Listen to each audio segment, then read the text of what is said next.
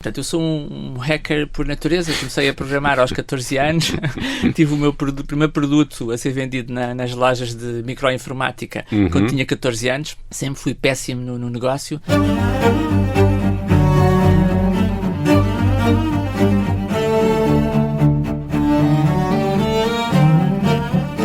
Este é o Querido Líder, o podcast da Rádio Observador dedicado à liderança. Juntámos 2 especialistas em liderança, professores e consultores nesta área, para discutir as melhores práticas e, sobretudo, para desfazer mitos. O Jorge Medeiros, consultor, e o Milton Sousa, professor, na Nova SBE. Em cada episódio analisamos a prestação de um líder ou de um aspirante a líder e neste segundo episódio vamos olhar para Ruben Amorim, que largou Alvalade e rumou rumo a Manchester.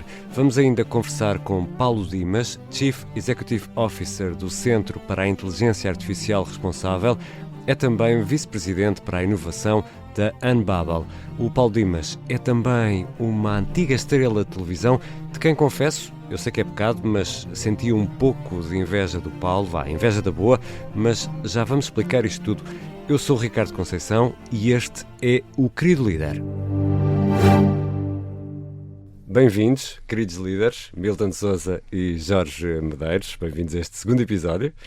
O Jorge é consultor e professor também, o Milton é também consultor e professor na Nova SBE e os nossos episódios arrancam sempre com a análise de um caso prático num segmento a que chamamos Sim Chefe, Não Chefe. Ou seja, vamos no fundo avaliar virtudes e erros de liderança, vamos olhar mais para a performance do que para o conteúdo e hoje, Milton Sousa, queres olhar para Ruben Amorim, que te merece um sim chefe ou um não chefe?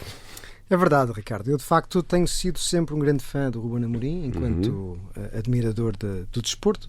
Sou portista, aqui um disclaimer deste já, mas sempre admirei muito o Ruben Amorim e sempre para mim foi um sim chefe. Mas, no entanto, vinha aqui trazer 2 momentos, porque a liderança também se faz destes momentos em que eu acho que é um não chefe.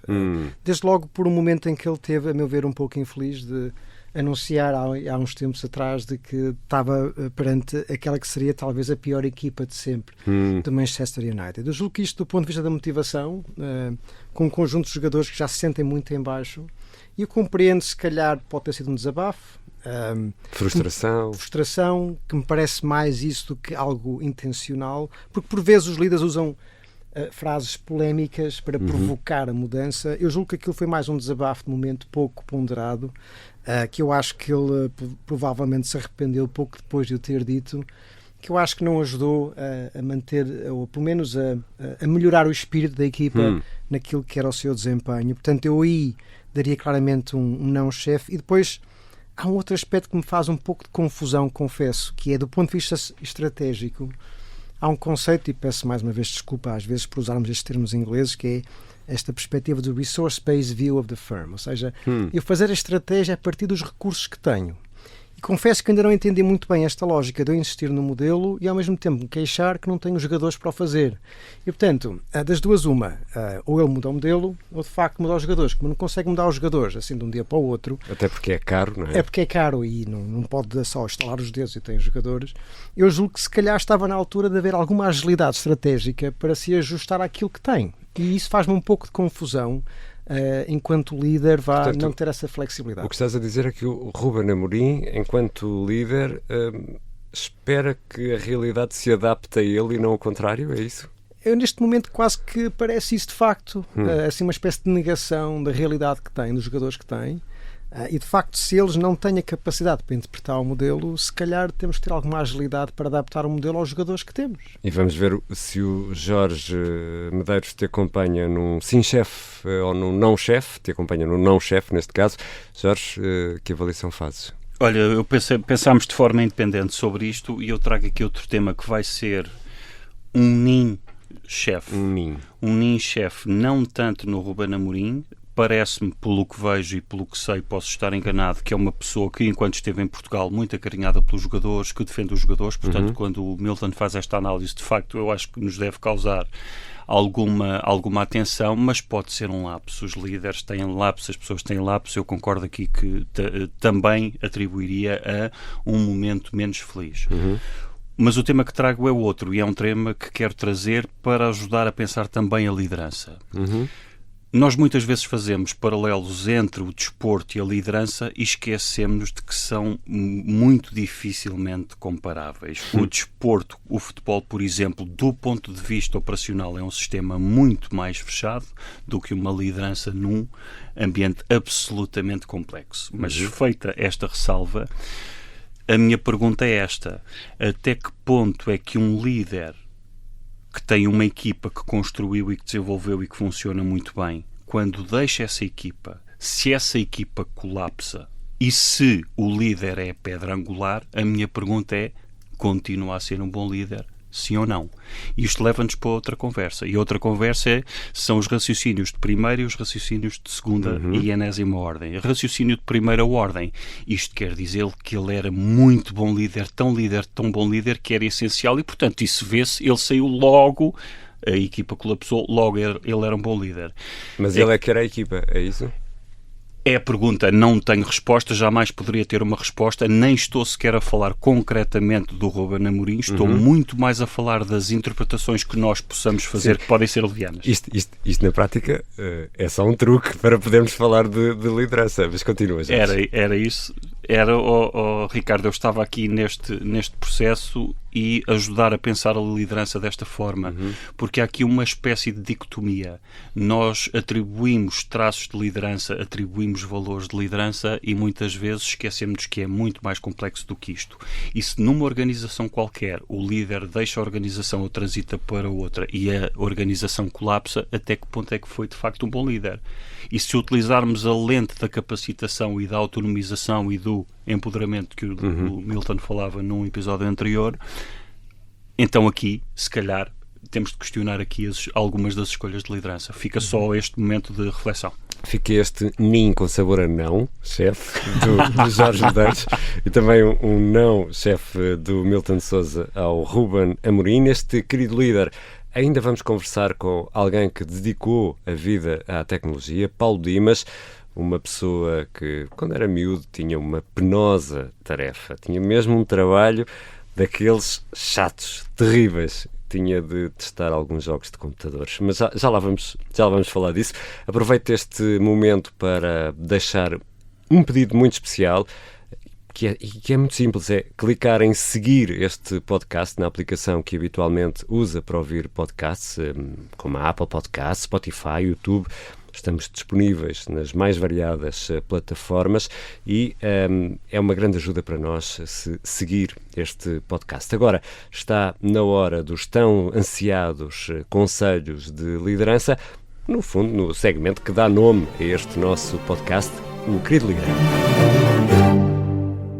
E o querido líder pode ser um líder querido ou um líder temido, como os queridos líderes da Coreia do Norte. Para ser um bom líder, Milton Sousa, o líder tem de ter a capacidade de, atenção, desligar?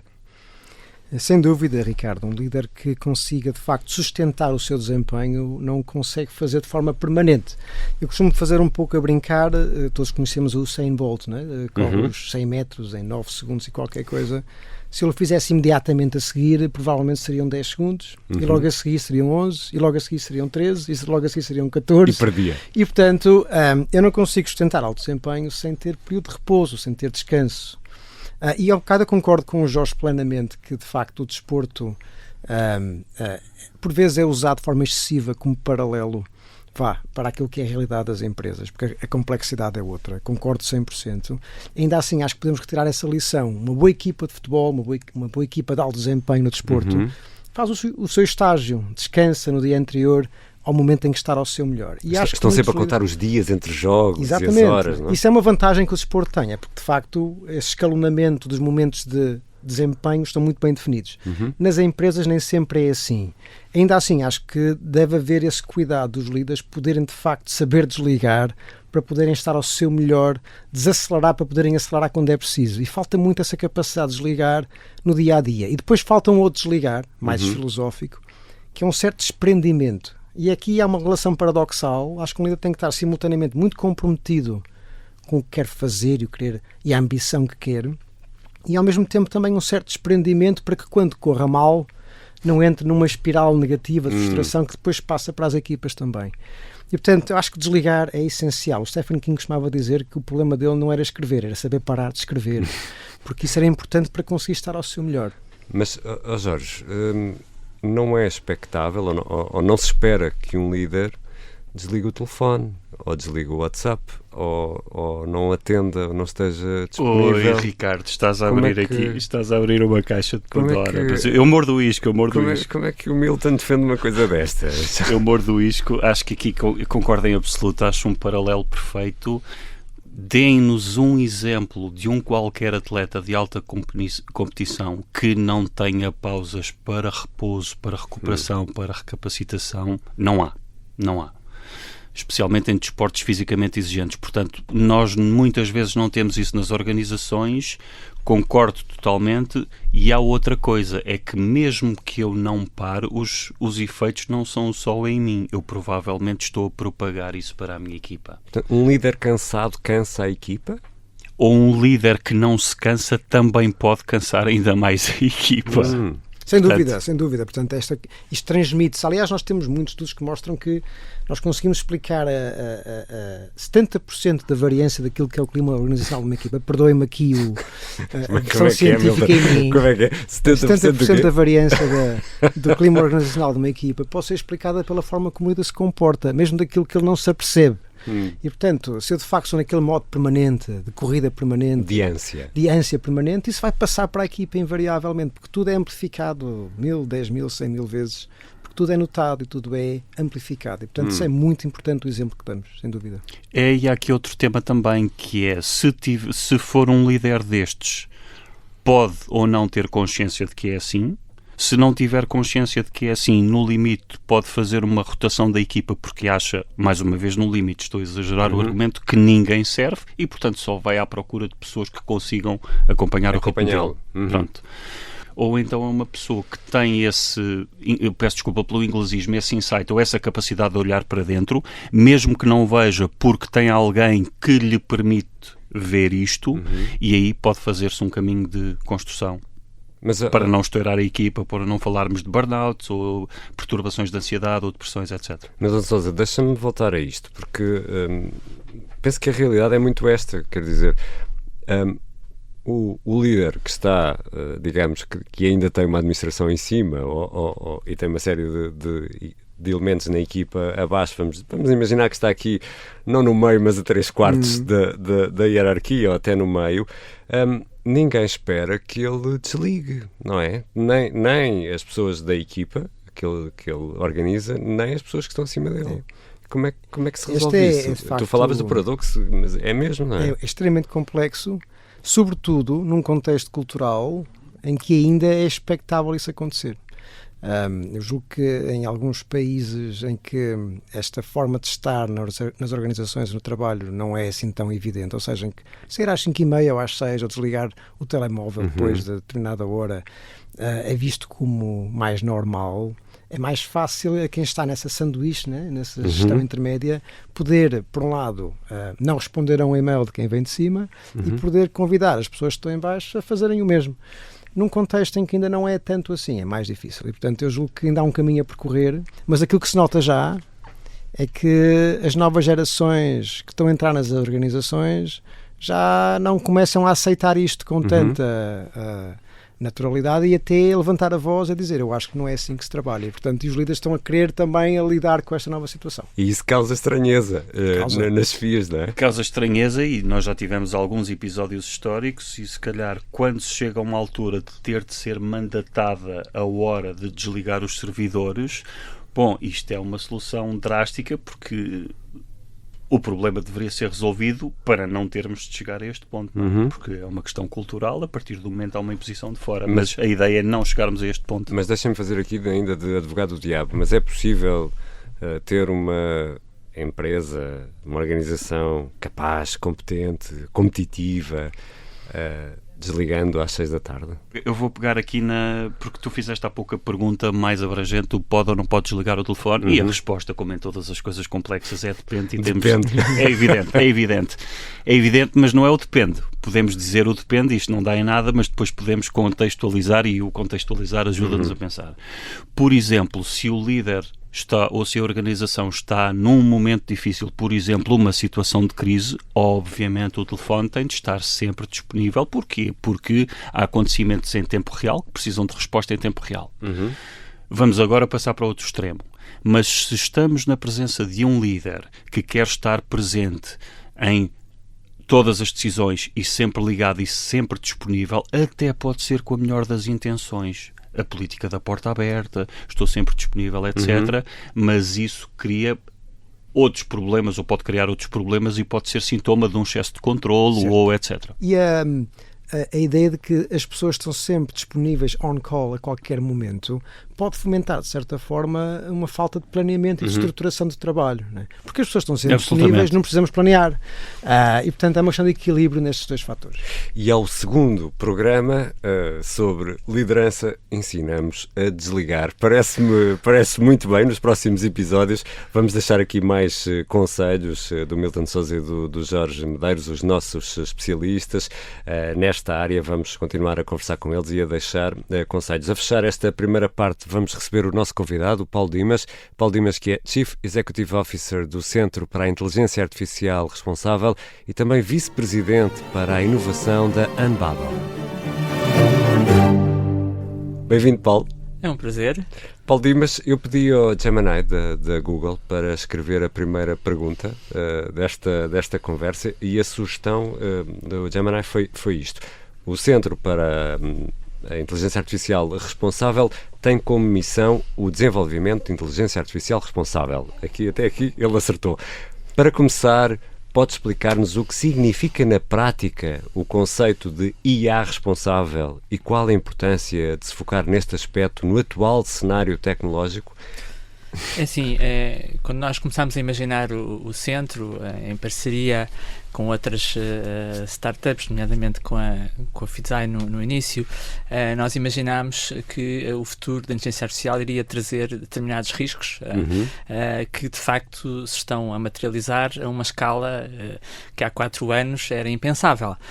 E que riscos são esses? São os riscos, primeiro que tudo, da discriminação, de nós termos modelos de inteligência artificial que discriminam entre pessoas de diferentes sexos, diferentes idades, que discriminam a nível cultural. Mas um segundo pilar, igualmente importante e ainda mais importante, que é se nós podemos confiar na inteligência artificial. Paulo Dimas é Chief Executive Officer do Centro para a Inteligência Artificial Responsável, Vice-Presidente para a Inovação da Unbabel.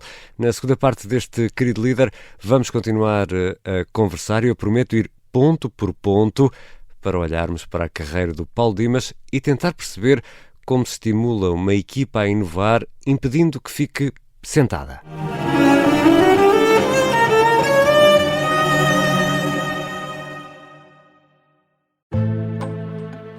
O sargento na cela 7.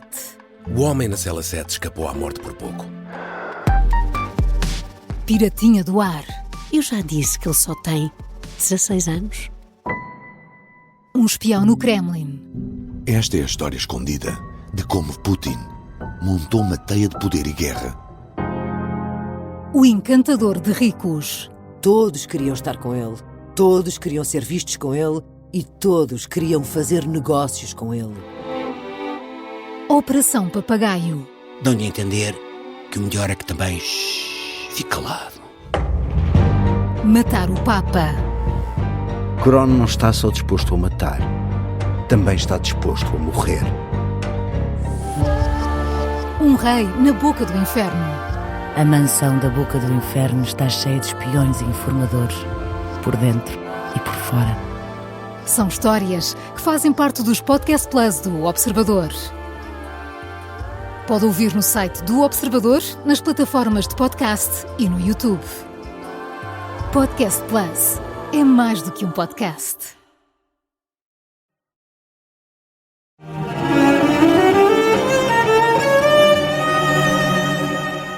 Estamos de regresso para a segunda parte do Querido Líder. É nosso convidado Paulo Dimas, Chief Executive Officer do Centro para a Inteligência Artificial Responsável. Nesta conversa participam também o Milton Sousa e o Jorge Medeiros, membros residentes deste Querido Líder. O Paulo deixava aí no final da primeira parte uma série de pistas interessantíssimas sobre a inteligência artificial, sobre a necessidade termos uma inteligência artificial responsável. Como é que o Paulo pensa nisto? Vou-lhe fazer a pergunta assim: como é que é o seu processo criativo? Como é que pensa nestas coisas todas e como é que passam à prática? O processo criativo, e tenho vindo, de certa forma, a tentar ser o mais rigoroso possível com esse processo criativo, é o processo da simplificação. Como dizia o Steve Jobs, o mais difícil não é fazer o complexo, o mais difícil é fazer o simples. E de preferência bonito. E quando nós o conseguimos, quando nós conseguimos o simples, isso move montanhas. Faz com que as pessoas percebam melhor o que nós queremos, as nossas intenções, a nossa visão, e, portanto, o meu esforço é sempre, em todas as equipas, é um esforço de simplificar, portanto, de destilar as ideias fundamentais, aquelas ideias que fazem a equipa avançar, que fazem a equipa acreditar na visão, que são memoráveis, que são inspiradoras, e portanto, esse é o meu processo criativo, é essencialmente esse. É claro que haver muita abertura e aceitar todas as ideias.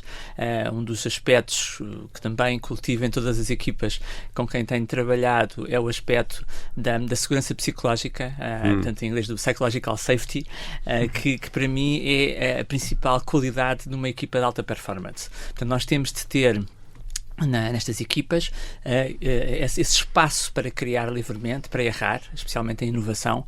Se nós não erramos 50% das vezes, não estamos a inovar. E portanto já parte para o trabalho com essa ideia de que precisamente, e portanto o espaço é seguro. Existem estudos que mostram, estudos feitos em grande escala, por exemplo na Google, estudos quantitativos baseados em dados de performance, que mostraram que as melhores equipas não são as equipas que têm as pessoas mais inteligentes. Portanto, não são as equipas dos doutorados em machine learning que saíram de Stanford. Não, são as equipas que têm este espaço para falhar, que têm uma licença para falhar, como nós costumamos dizer na Unbabel. Portanto, as minhas equipas têm sido sempre caracterizadas por isso. Nós o que fazemos é criar os próximos produtos, portanto, produtos que têm de ser disruptivos, têm de ser transformadores, têm de ser às vezes inesperados, têm de surgir às vezes de ideias que muitas vezes são tidas por pessoas na área da investigação, que fazem determinadas descobertas, e portanto a nossa função é transformar essas descobertas em inovação, em algo que chega à vida das pessoas, que faça... Posso fazer uma questão rápida? Só para aqui. E como é que tu consegues, na prática, de forma muito concreta, estimular essa segurança psicológica? Claro, concordo contigo absolutamente que é fundamental, mas o que é que isso quer dizer no teu caso em concreto, naquilo que fazes? No meu caso em concreto é deixar as pessoas falharem. E tenho tido... Mesmo quando se percebe que aquele caminho vai para o precipício? Quando percebem, e eu acho que isso é muito fruto de um processo de aprendizagem que é muito interessante. Eu, quando tinha 20 e poucos anos, quando comecei a liderar equipas, era terrível, era horrível, era uma pessoa, era um... Tu eras terrível? Eu era terrível, obrigava as pessoas a estarem a horas nas reuniões e se atrasavam, fazia aquilo que se chama o public shame, não é? Tipo, humilhação pública, tinha mesmo mau feitio. E progressivamente, com a idade, eu comecei a perceber que o que nós temos é de dar liberdade às equipas para falharem. Porque se nós lhes demos liberdade para falhar, elas vão aprender mais rápido e vão criar aqueles mecanismos autónomos que depois é o inverso. Aquilo que eu acho que é mais fantástico numa equipa é quando nós chegamos a uma reunião, uma apresentação, uma demonstração, e aquilo que a equipa nos mostra está para além daquilo que nós imaginámos.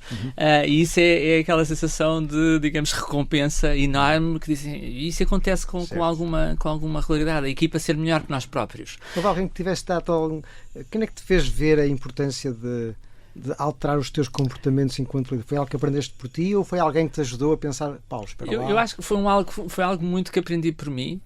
Foi muito...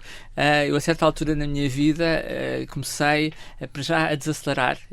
Portanto, e estávamos a falar um bocadinho sobre isso, a desacelerar, a pensar, enfim, no que é importante na tomada de decisão, o que é importante na alta performance do ponto de vista até mental, como é que nós conseguimos atingir um estado de tomada de decisão onde de facto nós estamos in the flow, não é? Portanto, naquele estado em que o tempo parece que não passa. Isso já tem aí muita leitura. Já tem leitura, mas tem uma leitura muito prática. Não necessariamente é uma leitura da realidade. Portanto, eu, a certa altura no meu percurso profissional, tive uma espécie de epifania em que intercetei, digamos, 3 áreas da performance.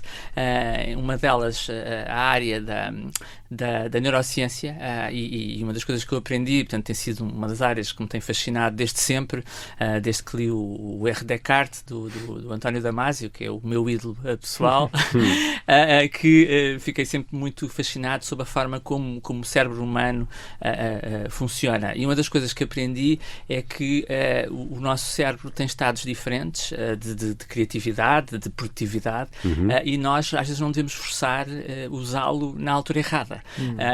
Mas pelo contrário, quando nós estamos naquele momento, digamos, criativo, então é levar ao máximo.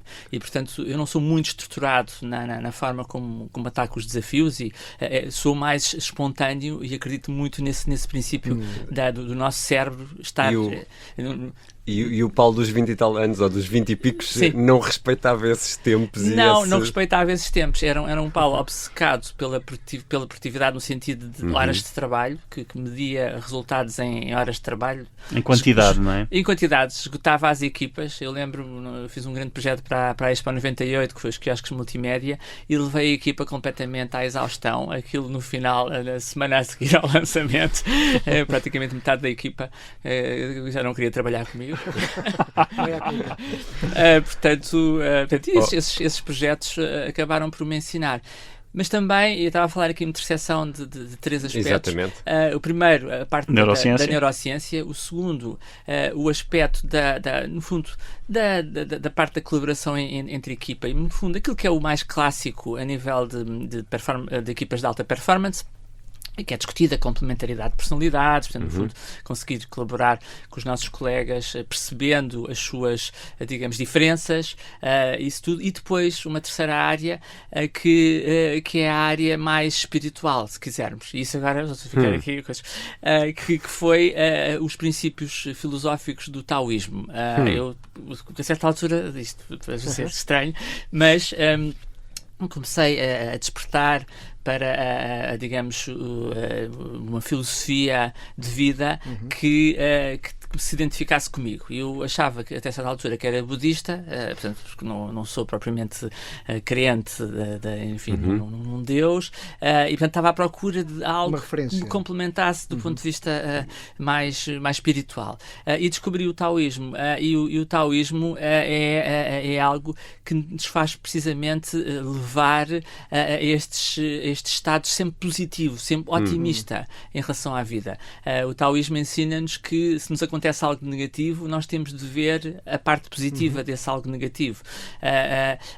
Ensina-nos que, de facto, aquilo que nós pensamos são apenas pensamentos, que na prática nós podemos criamos questionar. Nós próprios, não é? Exatamente, são que fabricamos esses pensamentos.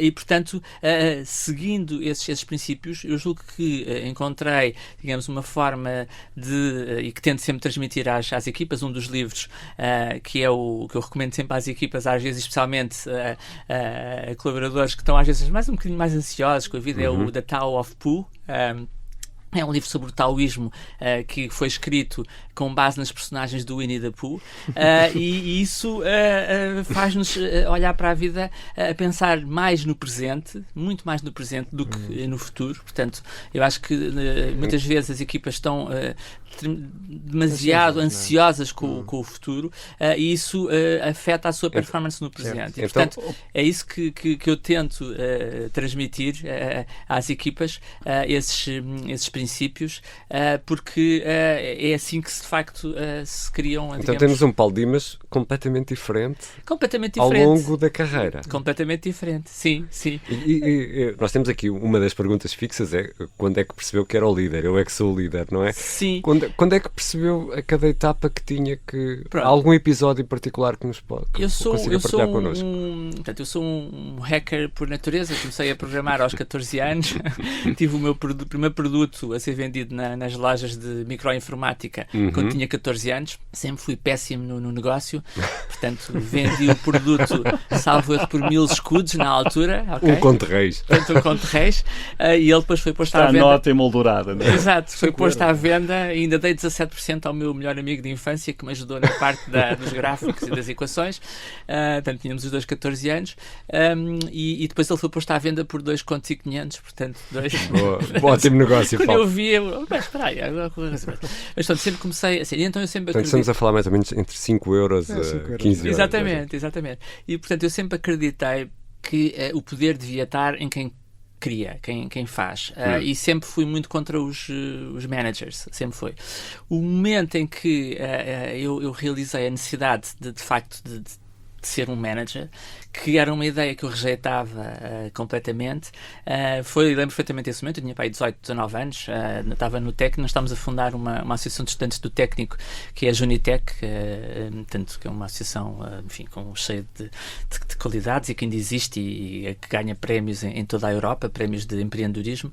E eu estava com o Francisco Veloso, que muitos de vocês devem conhecer, que foi o Deano da Católica, depois do Imperial College, agora está no INSEAD, e o Francisco tinha mais ou menos a mesma idade, disse-me assim: Paulo, mas se tu quiseres de facto que as tuas ideias vinguem, tu vais ter de ser um manager para isso. Okay.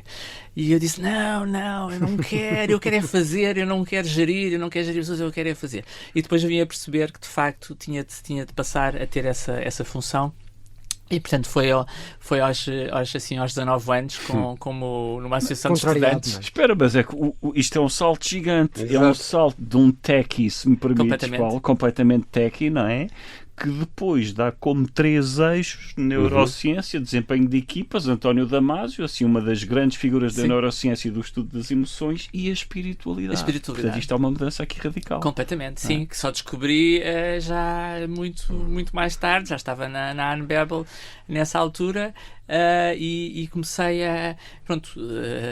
já com outra, digamos, eu acho que tem a ver com o facto de nós falharmos. Eu acho que o falhar, e eu tive uma startup antes de me juntar à Anbebel que falhou, de capital de risco, e isso ensinou-me muito.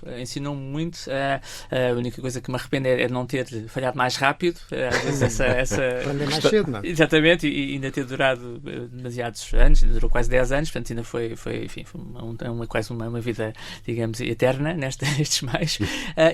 Mas isso fez-me relativizar muito tudo, não é? Porque quando nós completamos os ciclos, nós percebemos: espera aí, mas isto afinal, o falhar faz parte. E portanto vamos... É curioso, vem um pouco na linha daquilo que falamos há pouco, deste tal desprendimento. Se não houver um certo desprendimento, eu não consigo lidar com o falhanço. Sem dúvida. Portanto, eu estou muito comprometido, mas ao mesmo tempo tenho que ter a capacidade de ganhar distância, não é? Sem dúvida. E estar numa startup, eu tenho sido sempre uma pessoa do mundo das startups, é uma verdadeira montanha-russa. Eu costumo dizer que quando falo a fundadores, que, enfim, ir para esta carreira é aceitar ir numa montanha-russa que muitas vezes parece que se vai despedaçar. E, portanto, e aí o que é que nós devemos fazer? Não devemos ficar ansiosos e saltar, não é? Não, devemos aguentar, devemos tentar encontrar essa serenidade e sempre relativizar. Eu queria aproveitar aqui uma deixa. Falamos várias vezes de ansiedade. tem havido aqui um fenómeno há uns anos que é desta ansiedade climática. Eu às vezes sinto que agora há uma ansiedade em torno da IA, não é? Um certo doom scenario que vem aí, que nos vai eventualmente levar à extinção da raça humana. As máquinas nos vão matar a todos. Sim. Sim. Eu sempre que falo contigo sinto que esta ansiedade parece que não passa para ti. Não sei se é fruto do teu taoísmo, mas achas que há razões para estarmos preocupados? Não há razões. Quer dizer, há razões, obviamente, como com qualquer avanço tecnológico, para avaliarmos os riscos e mitigarmos esses riscos.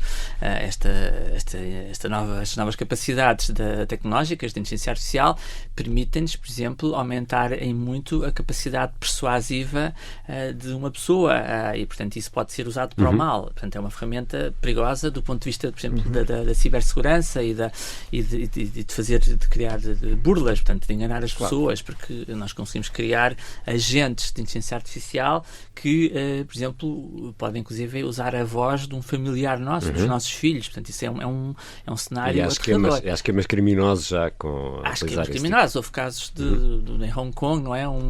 Uma empresa em que uma das pessoas fez uma transferência de 20 milhões de dólares ao fim de algumas chamadas por Zoom com, aparentemente, aquele que ele achava ser o CFO da empresa que estava em Londres. Portanto, isso resolve-se com regulação, Paulo? Ou autorregulação? É muito... assim, o uso, digamos, ilícito da tecnologia é algo que é muito difícil de nós regularmos. Portanto, também podemos usar uma faca para fins menos... Precisamente, nós não regulamos uma faca por poder ser mal utilizada. E, portanto, essa parte da regulação é importante que exija, porque ela dá-nos referências e a Europa, nesse aspecto, está a liderar e existe sempre aquela discussão, isto vai barrar a inovação. É muito importante que a regulação exista para determinados usos da tecnologia, mas que não exista quando nós estamos a desenvolver a tecnologia, quando estamos a investigar na tecnologia. Portanto, tem de haver, há aqui dois contextos completamente diferentes. Um contexto é o contexto de investigação e desenvolvimento, onde aí deve haver total liberdade de investigação, de desenvolvimento, tudo isso. E, portanto, a Europa não há limitação nenhuma nessa área. Portanto, aquela ideia, a Europa, não, pronto. Não, nós podemos desenvolver e investigarmos o que quisermos.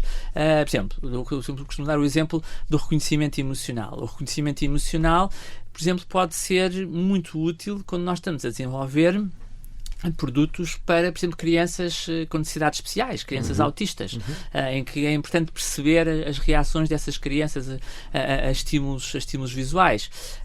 Mas, por exemplo, já é muito perigosa essa tecnologia, por exemplo, em ambientes laborais. Acho que ninguém aqui gostaria, neste momento, de ter uma câmara a reconhecer as nossas expressões faciais, a detectar o nosso, digamos, o nosso estado emocional, ou imaginemos numa empresa no final do mês, o nosso chefe vir falar connosco com um relatório feito. Olha, nestas reuniões. Exatamente. Como é que explicas que naquela reunião tiveste. Com esta cara. Já que quer fazer isso, pelo menos faça só com o Facebook e com o Instagram. Isso, no entanto, Paulo, eu tinha aqui, porque eu trouxe aqui um exemplo que não é comparável. O exemplo da faca, por vários motivos, obviamente, utilizámos isto para gerar a conversa. Nunca conseguimos ter, pelo menos até agora que saibamos, ferramentas tão poderosas com tanta escala e na mão de tão poucos decisores. Isto não é por si só, não impossibilita a comparação com outras tecnologias do passado? Sim, esse é um verdadeiro risco e em especial na Europa nós estamos muito reféns desses decisores, porque todas estas tecnologias não foram criadas na Europa e, portanto, nós no fundo estamos numa posição de dependência do uso destes avanços tecnológicos e, portanto, a resposta aí é que de facto há um risco destes modelos ao se tornarem completamente prevalentes, porque de facto acrescentam vantagens competitivas e de produtividade. Nós falamos, há muitos estudos já que apontam para uma quantificação do aumento da produtividade e estamos a falar de um aumento da produtividade comparável às grandes revoluções que houve no passado, portanto, até se calhar até acima, porque estamos a falar da inteligência e, portanto, nós ao ficarmos reféns, digamos, dessas tecnologias que estão nas mãos de poucos decisores, estamos numa posição de alguma fragilidade. Por isso é que, por exemplo, nós propusemos e muitas startups europeias propuseram. Isso veio depois a estar contemplado no AI Act, a questão do software livre, o software aberto, do open source. Portanto, isso permite que haja uma colaboração em escala entre organizações, e nós temos agora um fenómeno que me está a deliciar, e pronto, é bom saboreá-lo enquanto ele está bem vivo, que é o fenómeno de um modelo aberto, open source, que por acaso foi desenvolvido por uma empresa chinesa, que é o DeepSeek, ter ultrapassado o modelo do Elon Musk, que foi treinado com 100 mil GPUs. Portanto, isto mostra que é possível uma equipa pequena, com 5,5 milhões de dólares, no caso concreto desta versão, ultrapassar o Elon Musk. Portanto, no fundo é um David contra Golias, neste caso é um David chinês, portanto é assim uma coisa inesperada, mas mostra que a Europa também poderá avançar com, enfim, nesta área, porque nós temos o talento na Europa. Muito deste talento, se formos a ver, foi para os Estados Unidos da Europa. O Hinton, Prémio Nobel perceber como trazer esse talento, por favor, conclui, Paulo. De volta, exatamente. E Paulo, vou rapidamente à parte da sua história, porque ela faz parte da sua história, da passagem pela televisão, em que o Paulo, na RTP, no fundo experimentava jogos de computador, daí eu ter dito no arranque que tinha inveja da boa. Como é que foi essa experiência, Paulo? Essa experiência foi muito inesperada. Portanto, há uma pessoa que estava a dizer no outro dia que eu era o influencer da altura. Exatamente. Eu havia a palavra influencer. Foi dos primeiros influencers. Tu criaste, não é? O Paulo podes ganhar hoje. No ponto por ponto da RTP, no ponto por ponto da RTP, que era um influencer que tinha uns seguidores todas as semanas, portanto foi um programa... Nós nos incluímos, provavelmente. Exatamente.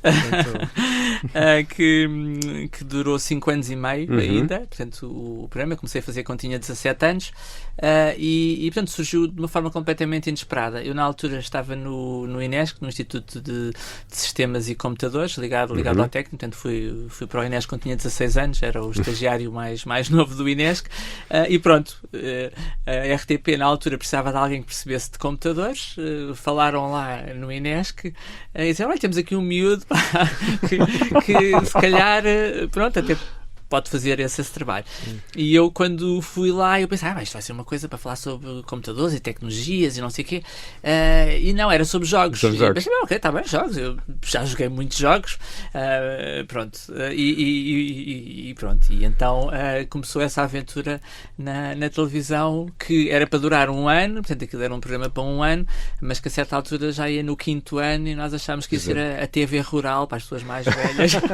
Que durou. Por favor, explica, porque eu acho que há muita gente TV rural, ninguém sabe o que é. TV rural foi um programa que durou para 20 anos. Ou mais, e nós já estávamos a ver que aquilo nunca mais acabava. Com o engenheiro Sousa Veloso.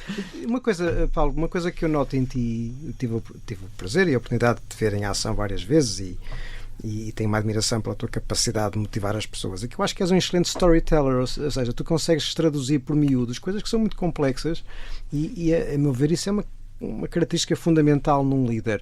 Até que ponto é que essa experiência na televisão e outras oportunidades que tiveste moldaram isso, ou sempre foi algo que tu tiveste desde miúdo? Como é que desenvolveste essa capacidade? Eu sempre tive um grande fascínio pela comunicação, pelos mídias em geral, antes de ir para a RTP, portanto, e também provavelmente isso esteve relacionado, já escrevia para revistas e já coordenava um suplemento numa revista de informática, era uma das coisas que eu fazia, portanto, na altura fazia para 4 ou 5 coisas diferentes, além de tentar fazer o técnico, portanto, foi a parte. Era o teu hobby, o técnico era o teu hobby. O técnico era de vez em quando aparecia lá, mas pronto, mas isto ainda foi quando tinha 16 anos, portanto, e portanto sempre tive um grande fascínio pela comunicação. Eu descobri o Marshall McLuhan muito novo, portanto isto agora é muito geek, mas pronto. Isto é só para quem fez Ciências da Comunicação. Ciências da Comunicação, portanto o meio é a mensagem, a importância, e portanto sempre tive muito interesse pela parte humana da tecnologia. Portanto, eu acho que se for um bocadinho mais para trás, eu comecei-me a interessar mais nos fatores humanos da tecnologia, mais porque é que certas inovações são utilizadas por seres humanos e porque é que outras falham. Pronto. Isso não tem a ver muitas vezes com a tecnologia, porque a tecnologia, enfim, vale por si, mas tem a ver com a ligação entre a tecnologia e o ser humano. E, portanto, sempre me interessei muito por essa dimensão humana. Portanto, comecei a interessar muito pela área da interação homem-computador, muito cedo, e por crianças também. Uma das coisas que me fascinou muito, desde muito cedo, foi a forma como as crianças interagem, na altura interagiam com os computadores, que é completamente diferente da forma como os adultos interagem. É fascinante como uma criança é completamente desinibida a explorar a tecnologia. No outro dia contaram-me que uma criança estava numa escola, fez um desenho no papel e tentou fazer o swipe do desenho no papel. Exato. Não funcionou. O Ken Robinson tem este episódio emblemático em que ele relata este episódio de uma criança em que alguém terá perguntado à criança: o que é que estás a desenhar? E a criança respondeu: estou a desenhar Deus. Mas ninguém sabe como se parece Deus, então deixa-me acabar.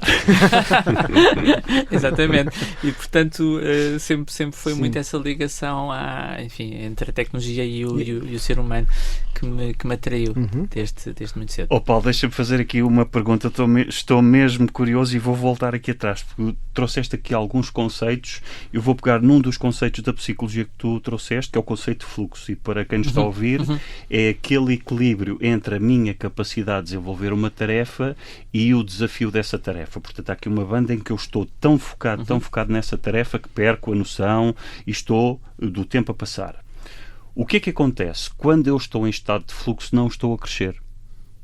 E, portanto, como tu estás numa empresa de inovação, eu estou a fazer aqui uma série de pressupostos, estou a lançar aqui uma série de pressupostos, obviamente, e, portanto, como a tua empresa e tu estás muito ligado à inovação, a inovação acontece muito fora da zona de conforto e, portanto, os exercícios de criatividade é lançar várias ideias, as pessoas refinarem ideias, descartarem uma série de ideias. Portanto, como é que tu casas esta necessidade do fluxo que é confortável com esta inovação que é desconfortável? E ainda vou tirar aqui outro conceito, que é o da segurança psicológica e do erro, dos vários tipos de erro e como eu posso crescer com os erros. Portanto, muitas vezes falamos em tolerância ao erro, mas pelo que eu percebi da tua abordagem, não só toleras, como fomentas o erro como forma do processo, é isso, não é? Sim, precisamente, e já tive várias divergências e várias discussões, porque existem perspectivas diferentes em relação a esta atitude.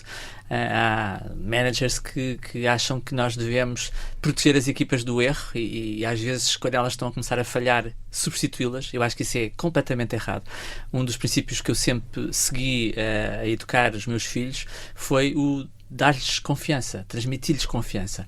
Eu lembro perfeitamente a primeira vez que a minha filha mais velha andou de elevador, que a mãe estava em estado de choque. Ela é muito pequenina, ela vai morrer, não vai conseguir, e não sei o quê. Não, vamos acreditar que ela consegue. E eu acho que quando as equipas sentem que nós estamos a transmitir esta confiança, elas vão conseguir ir mais longe. Eu acho que o que está errado é nós estarmos constantemente a proteger a equipa. Agora, como é que se põe as equipas na zona de desconforto e a questão do mindset de crescimento, não é? Que é fundamental. Nós temos de pôr. Aí e eu até tenho uma t-shirt que a equipa me ofereceu com isso, que diz Demo Time, Demo, portanto, e também muito inspirado. Tem um 666 também, alguns ou não? Não, aquilo, demo de demonstração, exatamente, não, demo podia ser, por acaso não tinha pensado nisso. Estava aqui a pensar no trocadilho de... Exatamente. Demo, exatamente, podia ser. Eu por instantes também pensei no perguntar à demoníaco. equipe o que é que elas queriam dizer. Agora se calhar há aqui mais camadas. Foi aquela fase. Se calhar não entendeu. A minha popularidade não estava assim tão Isto foi na Expo 98? Foi na Expo 98 ou não? Não, já foi na Anbela, já foi aqui há uns anos atrás. Foi naquelas prendas do amigo secreto do Natal. Então, se calhar, bom, ok. Mas sim, que é isto muito inspirado pelo trabalho do MIT, do Media Lab, não sei se conhecem, mas que é dos centros de inovação mais brilhantes do mundo e que esteve sempre à frente no tempo e ainda continua a estar. E eles tinham um motto lá que é o Demo or Die. Portanto, no final do mês ou do trimestre fazes uma demo daquilo que estás a fazer, ou então, pronto, não vales nada, basicamente. E, portanto, isso sempre foi muito o meu espírito. Isso cria ali um fator de pressão de tempo que às vezes as equipas e de responsabilização, que às vezes as equipas reagem de uma forma que não é a melhor, mas aí o truque é sempre dizer, ok, está bem, então eu não vou definir a data, tu é que defines a data, e portanto passar o ânus da responsabilidade para a equipa, e quando as equipas definem as datas, depois o nível de responsabilidade. São as suas datas. São as suas datas, exatamente. Datas esse é um truque fundamental. Então, e volta ao teu ponto, Milton, há pouco do empowerment, não é? É o empowerment, é dar à equipa. Aliás, isso faz-me lembrar uma das técnicas. Eu tenho um arsenal de técnicas secretas de gestão de produto, porque a minha área é essencialmente inovação de produto e portanto, e de produto, e precisamente essa técnica está lá no arsenal. A outra técnica que eu acho que é maravilhosa é fazer com que a ideia seja sempre de alguém da equipa. Portanto, nunca é a nossa ideia.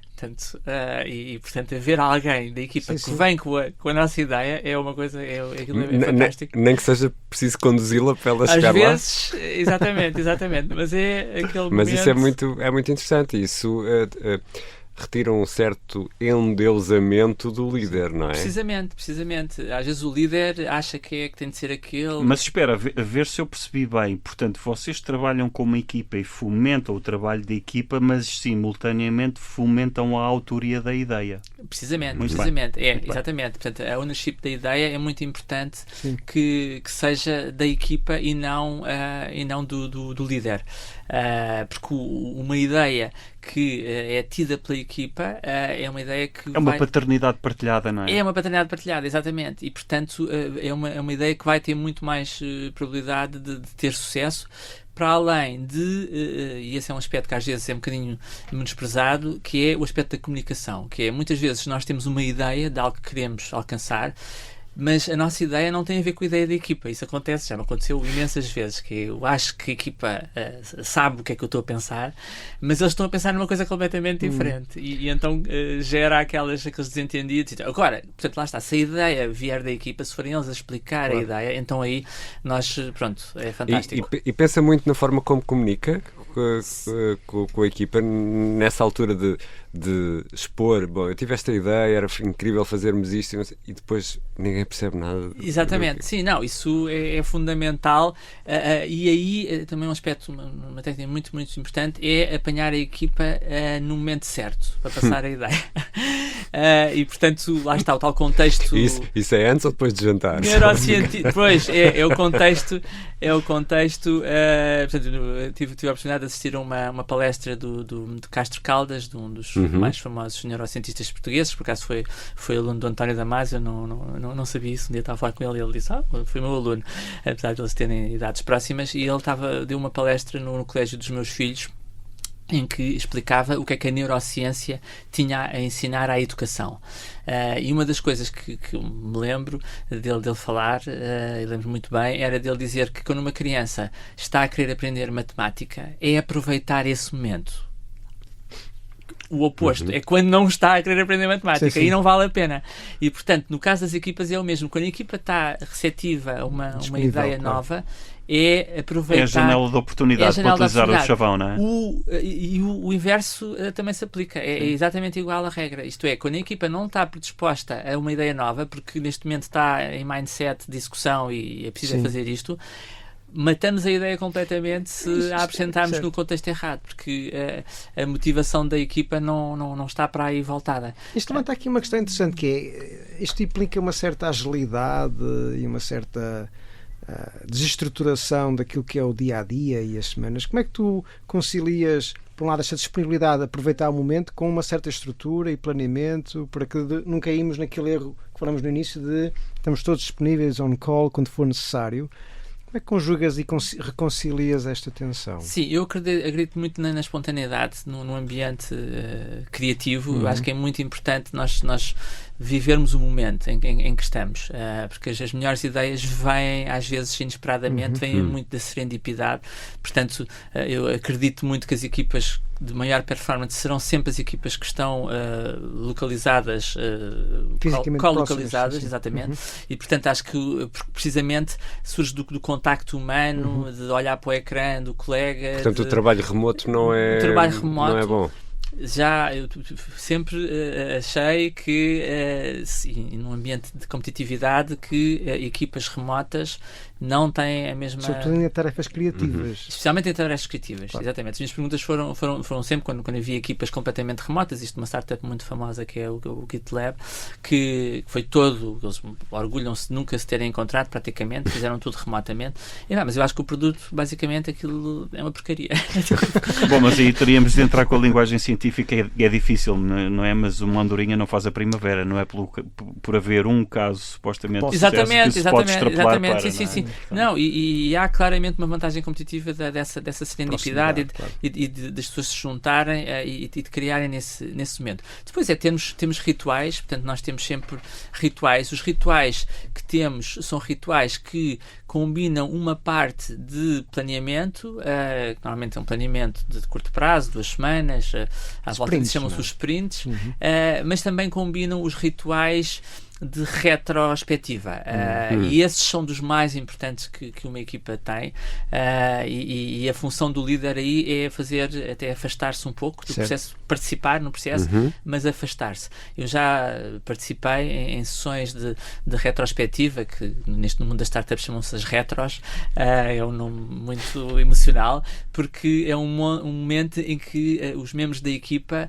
desabafam as suas... E é quase emocional, não é? É fase muito emocional. É muito emocional, e aí é que nós vemos a maturidade da equipa, é quando de facto a equipa abertamente fala das coisas mais íntimas. Então eu vou aproveitar essa deixa, porque temos as tais nossas 4 perguntas fixas, e queria aproveitar para perguntar ao Paulo Dimas qual foi o pior momento.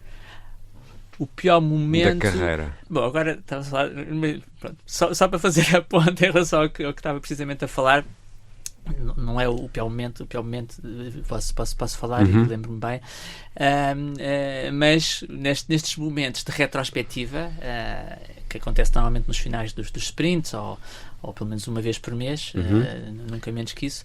Paulo, para quem nos está a ouvir, se calhar, e que não está familiarizado com as metodologias Agile, o que é um sprint, quanto tempo dura, o que é uma cerimónia, como uma retrospectiva, consegues dar assim um apanhado muito rápido? Portanto, no fundo, nós planeamos o trabalho que é feito, o trabalho de desenvolvimento de produto, num momento que planeia cerca de 2 semanas. Estamos a falar de Scrum, não é? Sim, podemos usar. Nós temos que isto varia muito. É uma forma, cada equipa também tem o seu modelo, mas essencialmente é dividir, digamos, aquilo que tem de ser feito em unidades de tempo que nunca vão além de 2 semanas, portanto tentam-se que sejam relativamente curtas. Então existe um momento que é o planeamento dessas 2 semanas, e depois existe um momento no final que é o momento em que se faz um balanço dessas 2 semanas de trabalho. Portanto, esse é a tal retro, em que a equipa, digamos, tem de sentir que, digamos, pode falar de tudo. Existem técnicas para fazerem essas retros. A técnica que eu uso, aprendi de certa forma no Thinking Fast and Slow, no Pensar Rápido e Devagar do Kahneman, que é a equipa porque o problema destes momentos é serem dominados pelos membros da equipa mais extrovertidos, com mais confiantes. Ou por um excesso de negatividade, por vezes, não é? Ou às vezes, exatamente, e por isso é que a retro deve sempre começar por celebrar as coisas positivas. Já houve algumas retros em que eu não estive, e às vezes foram conduzidas por pessoas que calhar não tão experientes, não com esta coisa, e começaram pelas coisas negativas. E don't try this at home, não é? Não, assim, eu acho que aquilo, pronto, por acaso até que descambou. Eu depois, quando voltei, estava de férias, ou já foi numa altura em que eu não pude participar, e aquilo correu mesmo muito mal. Estavam todos deprimidos num canto. Correu muito mal, ao ponto daquilo depois a equipa começar a ir para um estado mental, e isso agora a propósito de um momento negativo que me lembro, que foi a própria equipa dizer que já não valia a pena fazer retros. Portanto, trauma, esquecemos há pouco do... Portanto, eu dizia assim, o quê? Porque eu estava já nessa altura a tentar dinamizar e fazer com que toda a gente tivesse a confiança para partilhar, e era quase silêncio na sala.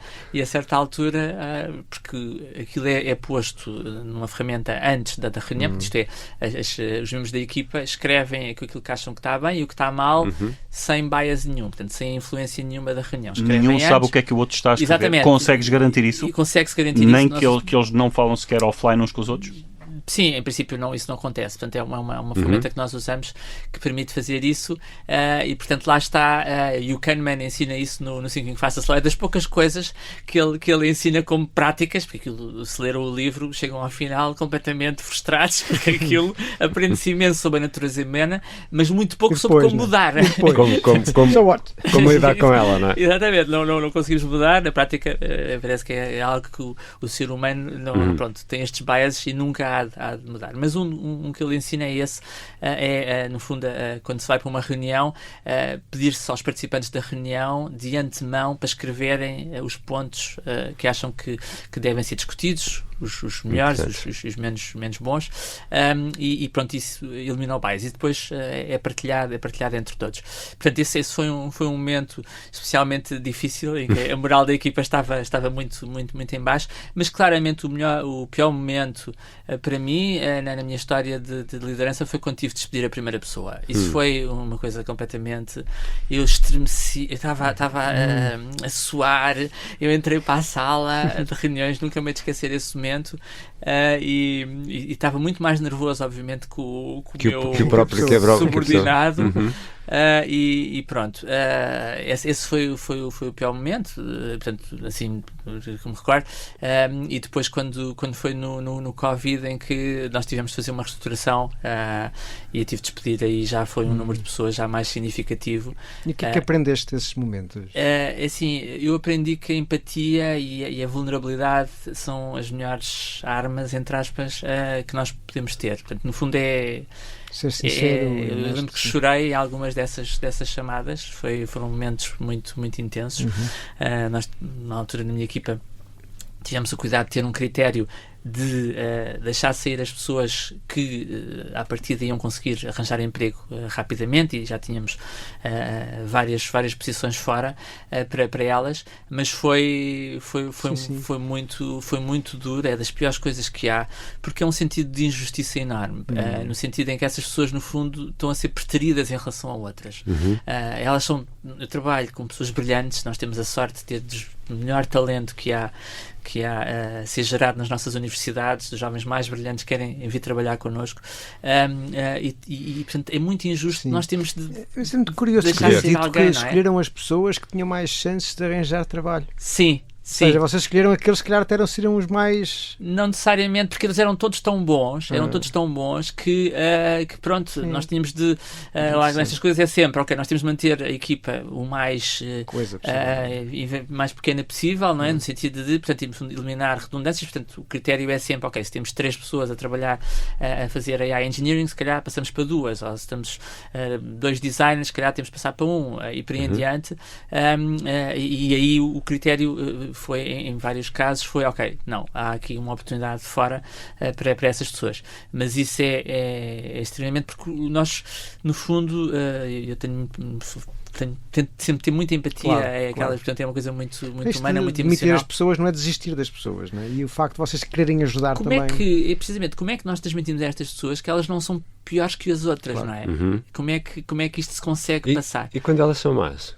Quando elas são mesmo más, pronto, eu tenho tido a sorte de, aí há um processo um bocadinho orgânico, e aí posso até ser um bocadinho, enfim, chato nesse aspecto, mas as minhas equipas têm sido sempre equipas que funcionam um bocadinho como organismos que expulsam. É uma coisa que normalmente não ficam na equipa, normalmente saem depois para outra equipa.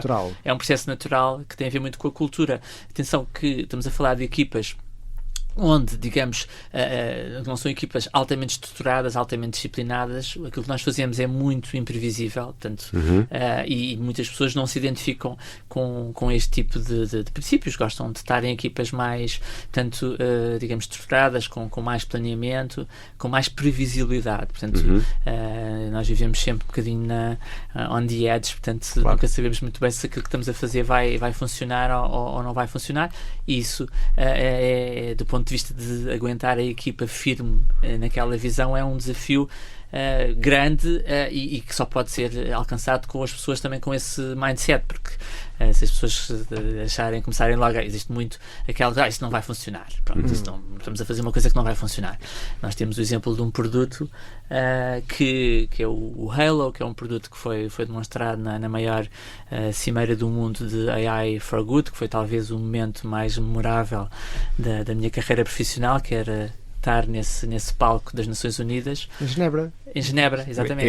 Esse já podemos dar como o melhor momento da carreira. Esse foi o melhor momento da carreira, foi. Qual foi, Paulo? Foi o momento, eu só para vos dar uma ideia, demorei para aí 3 ou 4 dias a recuperar emocionalmente desse momento, porque nós fizemos aquilo que toda a gente nos dizia para não fazermos, que era fazer uma demonstração em palco de uma tecnologia completamente presa por arames, que estava a ser feita numa garagem de um aluno, e combinando peças de inteligência artificial que podiam falhar todas, e com um paciente que sofria, infelizmente já faleceu, o Luís, de esclerose lateral amiotrófica. Portanto, ele próprio podia se sentir mal, ele próprio podia não conseguir interagir com a tecnologia, com os sensores de padrões neuronais. Portanto, tudo podia falhar naquela demo. Havia milhares de pessoas a assistir. Eu tremia, as minhas pernas tremiam no palco. Eu estava com a função de enviar as mensagens por WhatsApp ao Luís e ele responder com a sua própria voz, e aquilo foi um momento. E foi um sucesso. Mas no final foi um sucesso. Foi um sucesso em todas as dimensões. Eu nunca tinha experienciado nada deste nível. Metade das pessoas que vieram falar connosco no final disseram que choraram literalmente. Portanto, nós provocámos uma onda emocional na audiência, porque o próprio paciente também se emocionou, claro, por estar naquele palco, por estar a dar o seu testemunho de que de facto a inteligência artificial pode ajudar muitos doentes com a mesma incapacidade neurológica. Já agora, o que é que faz a tecnologia? A tecnologia transforma biosinais produzidos através da atividade muscular, portanto, que são os últimos sinais que estas pessoas conseguem controlar, conseguem gerar de forma, digamos, controlada, transforma-os em linguagem, portanto, em fala. Portanto, permite a que uma pessoa que deixou de falar, que deixou de poder escrever, de se movimentar, consiga ter uma conversa com o seu filho usando a sua voz que perdeu. E consegue a própria voz? A sua própria voz, exatamente, a sua própria voz. Nós temos o caso de um doente que, quando nós começámos a trabalhar com ele tinha a eutanásia marcada, e decidiu adiar a eutanásia, porque recuperou a sua voz, porque recuperou uma nova forma de interagir com a família. E portanto são histórias, pronto, enfim, e eu que já estou nesta fase o que é que vem depois disto, não é? Da carreira, faz uma carreira em que, portanto, nós falámos de inteligência artificial, falámos de uma inteligência artificial responsável, mas esta é uma inteligência artificial responsável para o bem, portanto, para ajudar as pessoas. Portanto, digamos, acho que aquilo que mais impactante pode haver na tecnologia é, de facto, ter esta oportunidade de trabalhar. E também um aspecto importante, e porque que isto, de facto, foi um momento também tão memorável, e é porque mostra que é possível uma equipa formada por talento português estar no maior palco do mundo. Só houve 2 demos nesta cimeira, e uma delas foi a nossa. Claro que eles apostaram em nós, também estavam a correr um risco grande, claro. Mas isto mostra que uma equipa de 7 pessoas, 10 pessoas, com as parcerias que nós temos, com centros de investigação, consegue alcançar estes feitos. Portanto, não é preciso ser uma Google OpenAI, ou com poucas pessoas consegue ser. E no dia em que a pessoa apresentou essa ideia, tive uma ideia que se calhar nós conseguimos, alguém disse, isso não vai dar. Sim. Durante todo o desenvolvimento do produto, muitas pessoas acharam, não, isso não vai ter utilidade, isso nunca vai ser útil. Pronto, e aí lá está, nós temos de acreditar, nós temos de ser otimistas, só os otimistas é que inspiram as equipas, é um aspecto, mas também o otimismo também pode ter os seus perigos, não é? Claro. A sua loucura, não é? Também pode ter a sua loucura. Mas isso, e a visão cor-de-rosa, não é? O Steve Jobs falava dos crazy ones, não é? Ele tinha aquele famoso vídeo do Think Different, não é? Que era do This is to Crazy Ones, aqueles que têm um bocadinho aquela dose de loucura e que acreditam no impossível. E é isso que pronto, depois contagia as equipas. Mas há fases em que há muito papel, ser um bocadinho louco, que vamos para a frente, isto é possível. Sim, exatamente. É sempre manter esse otimismo e manter as equipas a acreditar. E isso às vezes é difícil. Sim. E a fazer-te aqui duas perguntas, uma delas mais no dia-a-dia, já lá vamos, que tem a ver com a cerimónia, mas pegando ainda neste tema, tu quando estás a ser otimista, obviamente acautelaste o pior cenário. E acautelar o pior cenário era como tu, pegando nas tuas próprias palavras, se estava tudo pendurado por arames, poderia não ter corrido bem. Claro que isto é um e se, mas se não tivesse corrido bem, o impacto teria sido assim tão negativo na equipa ou em ti?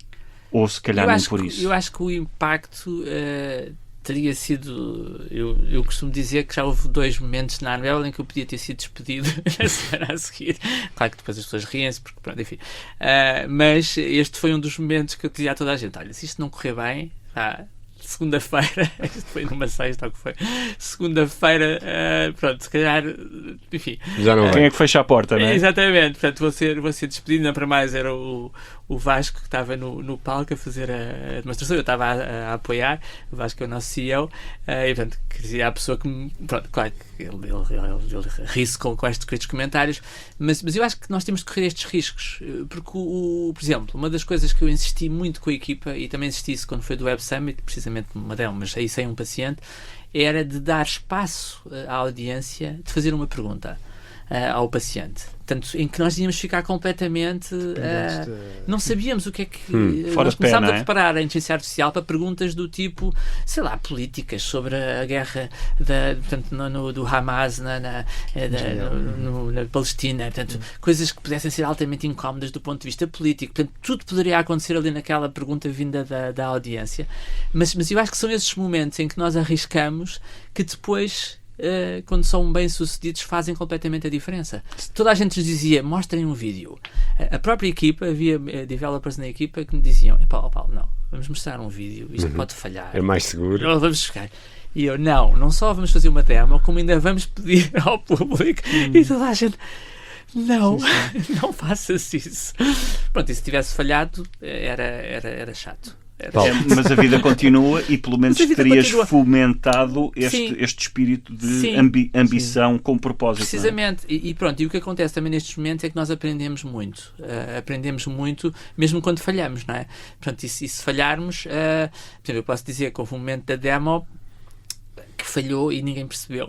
Mas por acaso não foi com o paciente, em que ninguém percebeu, só mesmo eu e o Vasco é que percebemos, e nós conseguimos arranjar ali um truque para um bocadinho iludir, para disfarçar.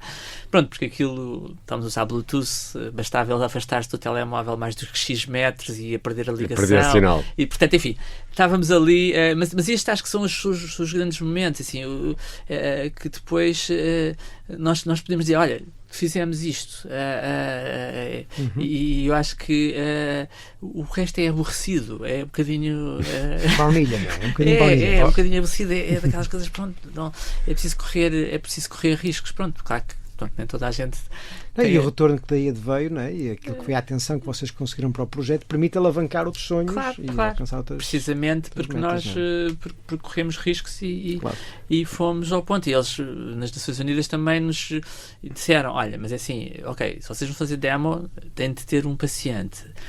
E nós, ok, temos de ter um paciente... pronto, ok, nós podíamos fazer a demo só entre nós. E então nós, ok, isto é mesmo high stakes, não é? Estamos mesmo no limite daquilo que é possível. Sim.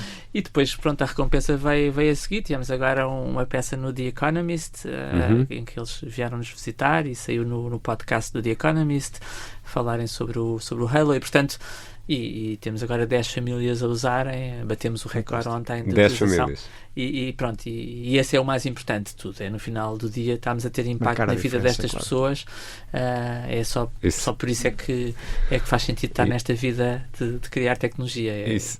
E acho que é uma ótima forma de fecharmos a conversa, mas ficou uma pergunta por fazer, Paulo. Sim.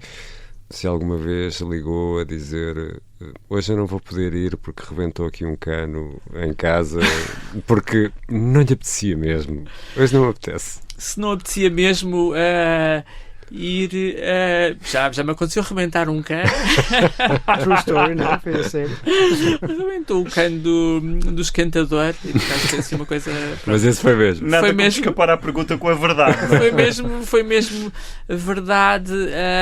Assim, eu acho que adoro demais aquilo que faço para conseguir. Acho que notamos não, a sério, é um bocadinho difícil, porque especialmente a parte das equipas, de ter esta oportunidade de trabalhar com estas equipas e com este talento jovem, brilhante, das coisas que me dá mais prazer na vida é ver estes miúdos, agora já estou mais velho, vê-los a evoluírem, a crescerem. E eu estava a pensar no outro dia, quando eu atualizar o meu currículo, não sei quando é que isso será, eu acho que vou acrescentar uma linha que é os miúdos, que neste momento são a tua prova de sucesso, no topo do mundo. Portanto, e vocês como professores, no teu caso, acho que isso é o que mais, digamos, é a maior recompensa, é nós vermos que as novas gerações estão a ter... Há aqui outro ponto que eu também imagino que seja muito importante, que é, muitas vezes nas organizações as camadas vão estando progressivamente desligadas do resultado final, ou porque estão desligadas do resultado final porque é a natureza do jogo, ou porque as decisões que tomam têm repercussões ao longo do tempo e, portanto, demora muito tempo a fechar o ciclo de feedback. Eu imagino que no teu caso também as tuas pessoas que estão a fazer não só têm um sentido de propósito, de servir um bem maior, como também veem o retorno emocional também mais ou menos imediato, não é? Do que estão a fazer e do impacto que isto tem na vida das pessoas. Sim. Atenção que nem todas partilham de alguns destes ideais, portanto as equipas são sempre heterogéneas. E neste caso concreto, nós estamos a trabalhar com doentes, nem todos têm essa sensibilidade, esse propósito de ajudar. Portanto, nós aí, as equipas são sempre, normalmente, heterogéneas e portanto, nem sempre acontece isso. Mas as que têm essa paixão, tem uma ligação mais forte, aí é visceral, não é? É visceral no melhor sentido. É tudo automático e eu sempre tem sido um dos princípios que eu tenho sempre seguido desde o tempo do técnico, tinha 19 anos e estávamos a fundar a Junitec, que foi dar às equipas as condições para eles fazerem aquilo que gostam.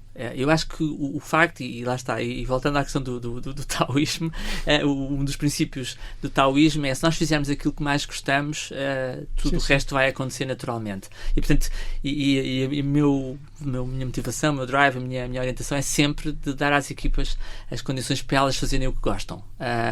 E tenho muita dificuldade em trabalhar com pessoas que não gostam do que estão a fazer. E portanto, e daí vem os tais anticorpos. E portanto, quando isso acontece, quando nós damos às equipas essas condições de fazer o que gostam, elas, vão muito longe. Paulo Dimas, Chief Executive Officer do Centro para a Inteligência Artificial responsável, Vice-Presidente para a Inovação da Unbabel. Milton Sousa, Jorge Medeiros, obrigado por esta conversa incrível neste segundo episódio